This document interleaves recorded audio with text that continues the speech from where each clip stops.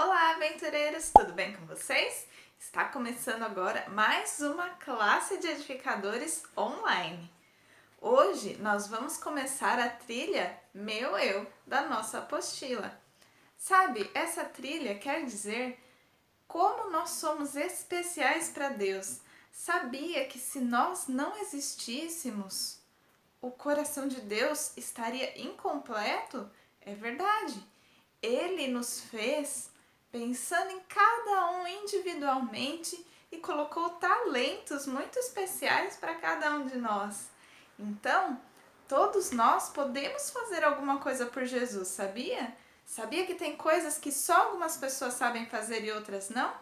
Tem muitas pessoas que são boas em cantar, em falar, em pregar. Tem pessoas que são boas em desenhar. Sabia que nós podemos usar tudo isso para ajudar a Jesus a contar do seu amor, a contar do seu plano, o que ele veio fazer aqui por nós? Vocês sabiam disso?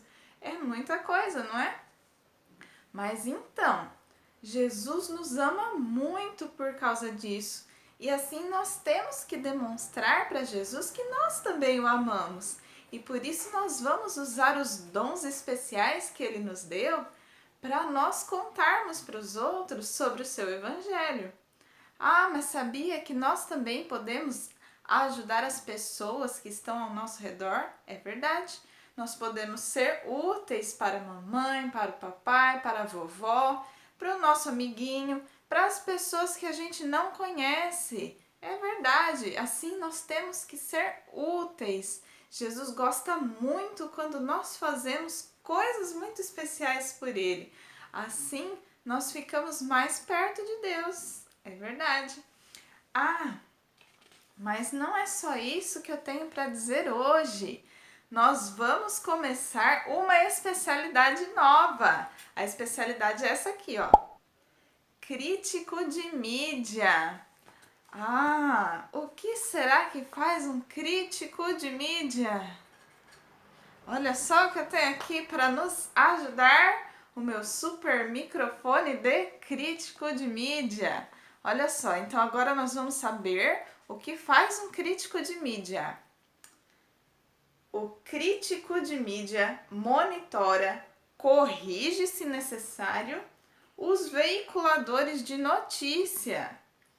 Ele pesquisa e identifica fontes duvidosas. O que será que é uma fonte duvidosa? Nós já vamos descobrir. Ele também pesquisa a falta de equilíbrio nas informações, erros nas citações de fatos, dados ou estatísticas erradas ou certas, e também omissões, que é quando alguém esconde um fato. O crítico de mídia deve ser fiel aos fatos e honesto. Ele analisa todos os pontos de vista. Será que o crítico de mídia é importante?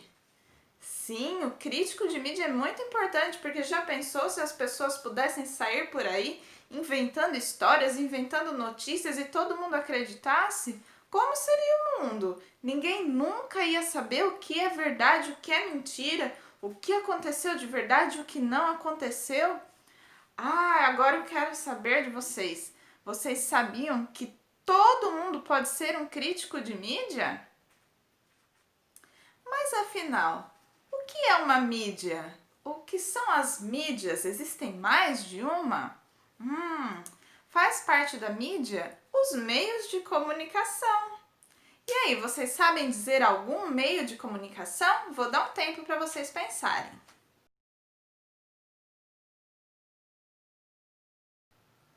Os meios de comunicação são instrumentos utilizados para veicular informações e podem ser individuais ou em massa.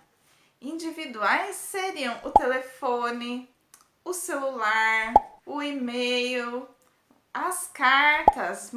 Algum de vocês já recebeu uma carta? Hoje em dia não é muito comum, não é mesmo? Eu já recebi algumas cartas na minha vida. E os em massa? Os meios de comunicação em massa são a televisão, o rádio, a internet, o jornal, os livros. E aí, você conhece mais algum? Na comunicação também existe o locutor e o interlocutor. O locutor é aquele que transmite a informação. Nesse caso aqui do nosso vídeo, eu sou a locutora, porque eu estou transmitindo a informação para vocês. E vocês são os interlocutores, porque vocês estão recebendo essa informação que eu estou transmitindo. Olha só que legal!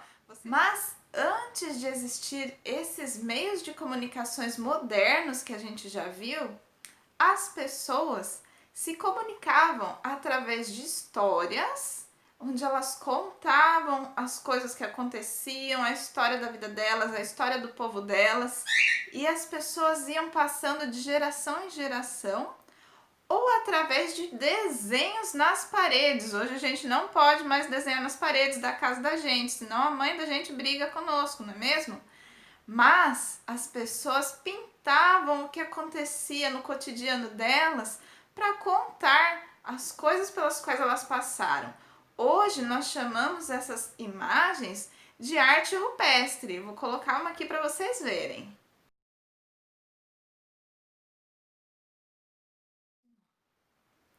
Com o passar do tempo, as pessoas inventaram outras formas para se comunicarem. Elas inventaram o alfabeto, olha que legal, são as letras. E com as letras elas podiam escrever palavras, frases, cartas, livros, documentos. Elas podiam escrever o que elas quisessem para contar para as pessoas tudo o que tinha acontecido, o que era notícia, o que não era, o que aconteceu lá longe, o que aconteceu aqui perto.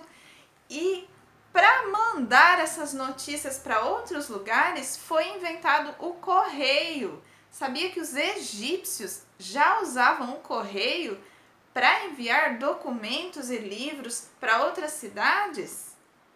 E também as pessoas utilizavam pássaros como pombas e corvos para mandar mensagens, sabiam?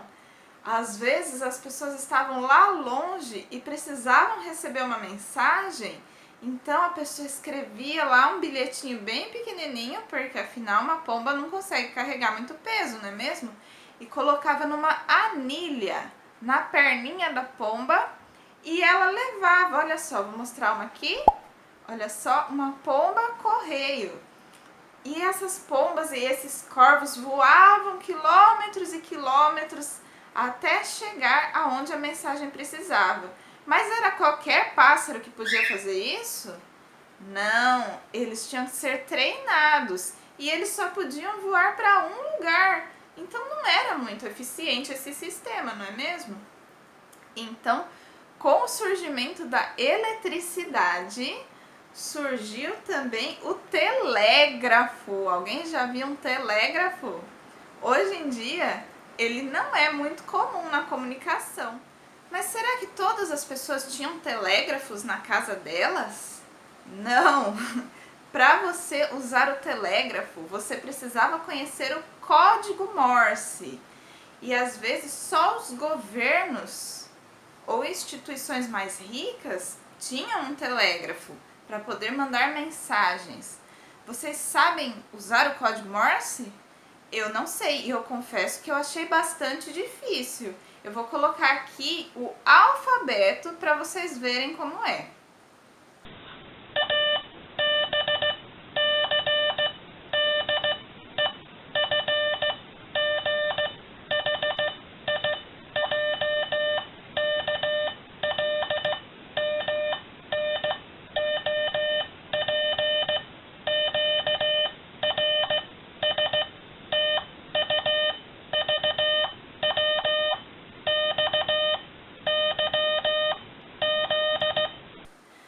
Para usar o telégrafo, nós vimos aqui que são pulsos elétricos. Cada pulso representa uma letra.